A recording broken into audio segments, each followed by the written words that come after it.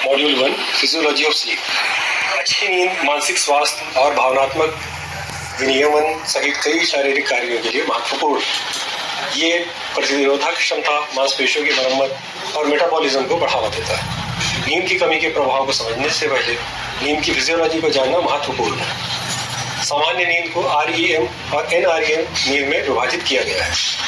REM या rapid eye movement नींद की विशेषता आंखों की तेज गति, उच्च मस्तिष्क गतिविधियां और सपने हैं। इस अवस्था में आंखें तेजी से अलग अलग दिशाओं में घूमती हैं, मांसपेशियां अस्थायी रूप से निष्क्रिय हो जाती हैं।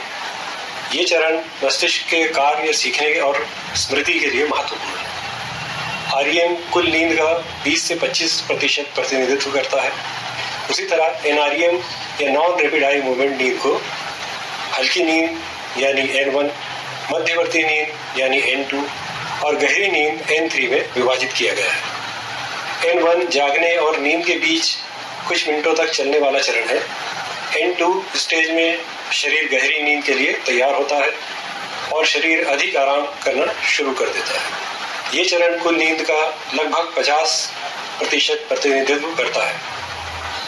N3 नींद गहरी नींद है कि वो अवस्था है जिसमें किसी को जगाना कठिन होता है क्योंकि शरीर बहुत आराम की स्थिति में होता है। ऊतकों की मरम्मत, हड्डी और मांसपेशियों का निर्माण और प्रतिरक्षा प्रणाली को मजबूत करने के लिए, शारीरिक सुधार के लिए ये एक महत्वपूर्ण चरण है। NREM REM चक्र की लंबाई 70 से 100 मिनट तक हो सकती है। पूरी रात ऐसे 4 से 5 एपिसोड में नींद आती है। सर्केडियन रिदम या लय एक आंतरिक घड़ी है जो हमारे सोने जागने के चक्र को नियंत्रित करती है और लगभग हर 24 घंटे में दोहराई जाती है। यह प्रकाश और अंधेरे जैसे पर्यावरणीय संकेतों से प्रभावित होता है। सर्केडियन लय को हाइपोथैलेमस में स्थित जैविक घड़ी द्वारा नियंत्रित किया जाता है जो आंखों में पड़ने वाले प्रकाश की वजह से प्रभावित होता है।